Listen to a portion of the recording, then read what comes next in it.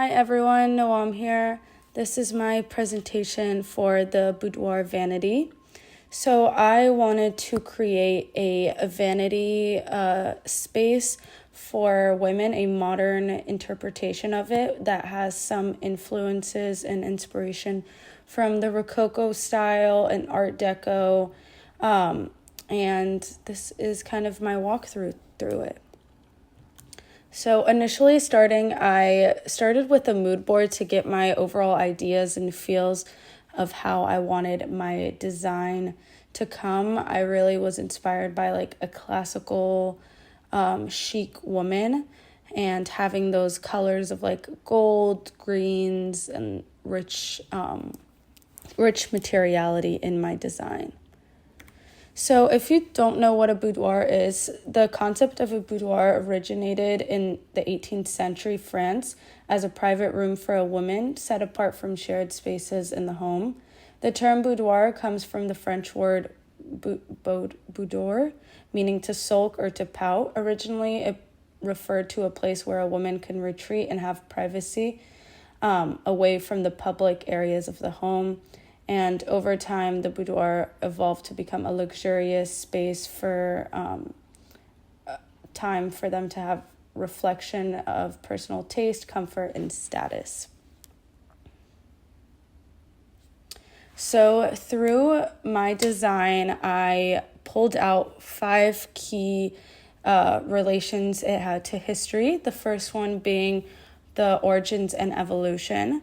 The vanity table, sometimes called a dressing table, has its origins in the 17th century in Europe, becoming more prominent in the 18th century with the Rococo style.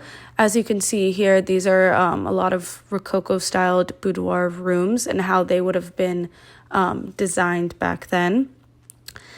These tables were created as pieces where women could keep beauty products, jewelry, and personal grooming items. And by the 19th century, as society became more focused on personal grooming, the vanity became a popular and essential bedroom item. So this was originally my reasoning for wanting to design one.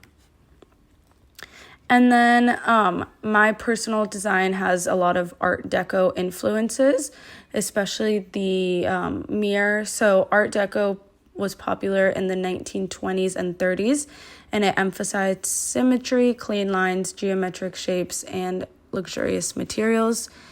My piece reflects some Art Deco traits in its round mirror frame, polished metals, and rich color palette that hints that elegance. And my stool, minimalistic and clean design, reflects the mid-century modern aesthetic from the 1950s and 60s. This movement emphasized functional furniture with simple forms, often combining wood with fabric and muted colors. So I wanted my piece to be sold as one and to be clean when, if you have a small room, it can be combined and it looks like just one piece. And then the symbolism of mirrors on vanities, especially with round or arch-shaped, is symbolic of self-care. Mirrors became essential in vanities as personal grooming and beauty routines became more popular and through the 19th and 20th century. And as you can see here, this is the idea of a dressing table in the 18th century and French Revolution. Next, the use of wood with the marble-like tops and metallic accents often signify luxury and status. In both Art Deco and mid-century designs, these materials were associated with modern luxury and opulence, making the vanity more than just a functional piece, but also a statement piece in the room. And then lastly, my current relevance and how we see these designs today. Today, designs like the vanity are making a comeback due to the revival of the Art Deco and mid-century modern styles in contemporary interior design. Many people appreciate these styles for their timeless elegance and simplicity, making them fitting for modern homes while nodding to past design aesthetics. Thank you so much. I had so much fun doing this project.